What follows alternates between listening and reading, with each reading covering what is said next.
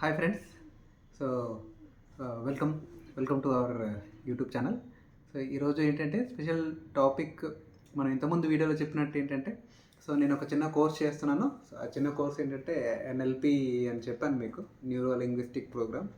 అంటే మన మైండ్లో ఉన్న న్యూరాన్స్ని మనం ఎలా లింగ్విస్టిక్ చేసి ఒక ప్రోగ్రామ్ లాగా కన్వర్ట్ చేసుకోవచ్చు అన్నది. సో ఈ కోర్స్ యాక్చువల్గా, సో ఈ కోర్స్ చాలా ఇంట్రెస్టింగ్గా ఉంది. సో చాలా జోవియల్గా కూడా ఉంటుంది.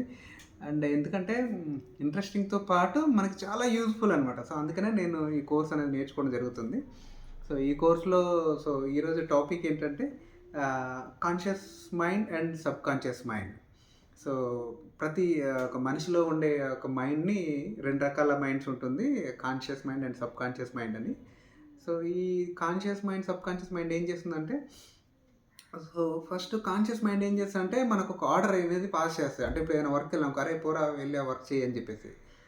సో అయితే దీని రోల్ వచ్చేసి ఓన్లీ 12% ఉంటుందండి. కాన్షియస్ మైండ్ ఎవరైతే కమాండర్ ఉంటాడో, కమాండర్ 12% ఉంటాడు. బట్ లోపల ఇంకోటి ఉంటాడు, సో వాడే వచ్చేసి సబ్ కాన్షియస్ మైండ్ అనమాట. సో ఈ సబ్ కాన్షియస్ మైండ్ అనేవాడికి ఏంటంటే టోటల్ 88% ఉంటుంది. వీడే మేజర్ మన బాడీలో ఉండేది. సో వీడు పోయి పనిచేయరా అని కాన్షియస్ మైండ్ చెప్పాడు అనుకోండి, సబ్ కాన్షియస్ మైండ్ ఎట్లయితే రియాక్ట్ అవుతాడో, ఆ సబ్ కాన్షియస్ మైండ్ రియాక్ట్ అయిన దాన్ని బట్టే మన బాడీ లేచిపోయి మనం పని చేయడమా, ఆడ రీచ్ అవ్వడమా, దాన్ని అవుట్కమ్ తీసుకురావడమా అనేది జరుగుతుంది. కానీ మేజర్గా హ్యూమన్ బాడీలో జరిగేది ఆ సబ్ కాన్షియస్ మైండ్ మిగతా మన కాన్షియస్ మైండ్ని ఆపేసి, సో మనల్ని వర్క్ చేయలేకుండా, ప్రొడక్టివిటీ లేకుండా, ఏం పని కాకుండా, సరే ఇప్పుడు ఇక్కడ కూర్చొని ఏదో టైంపాస్ చేస్తున్నాం అంటే ఆ టైంపాస్ మీదనే ఉంటుంది. అంతేగాని ఏదో పనికి వెళ్ళరా అని ఒక రిస్క్ టేకర్గా సబ్ కాన్షియస్ మైండ్ అనేది మన బాడీలో యాక్ట్ చేయదన్నమాట. సో అది మేజర్ ఇంపార్టెంట్. అయితే ఈ సబ్ కాన్షియస్ మైండ్ని మనం ఎట్లా ట్రైన్ చేయాలి అని తెలుసుకోవడం కోసమే మేము ఈ కోర్స్ అనేది చేస్తున్నాము. సో జనరల్గా కొంతమందికి ఆల్మోస్ట్ అలా సబ్ కాన్షియస్ మైండ్ని వాళ్ళు తెలియకుండానే కొన్ని ఎవరైతే సక్సెస్ పీపుల్ ఉంటారో, సో వాళ్ళు సబ్ కాన్షియస్ మైండ్ని పక్కాగా యూజ్ చేస్తారు. సో దాన్ని కంట్రోల్లో పెడతారు కాబట్టి వాళ్ళు అనుకున్న పనిని అనుకున్న టైంకి చేయగలుగుతారు అనమాట. సో ఈ అనుకున్న పనిని అనుకున్న టైంకి చేయగలుగుతారు కాబట్టే వాళ్ళు గ్రో అవుతారు వాళ్ళ లైఫ్లో. అండ్ ఇంకొకటి ఏంటంటే, ఈ సబ్ కాన్షియస్ మైండ్ని మేజర్గా ట్రైన్ చేయాలంటే మనకి ఒక రిపిటేషన్ మెథడ్ అనేది ఉండాలి. సో రిపిటేషన్ మెథడ్ ఎలా ఉండాలంటే, రే నీకు ఒక మనకు మనం చెప్పుకోవాలన్నమాట లోపల, ఆయనకి ఎవరే నువ్వు చేయగలుగుతావు, నువ్వు చేయగలుగుతావు, నువ్వు చేయగలుగుతావు, నువ్వు చేయగలుగుతావు. సో అని ఈ రిపిటేషన్ మనం ఎప్పుడైతే మనం చెప్తామో, సో అది చెప్పినప్పుడు నెమ్మదిగా మన సబ్ కాన్షియస్ మైండ్లో స్టోర్ అవుతుంది.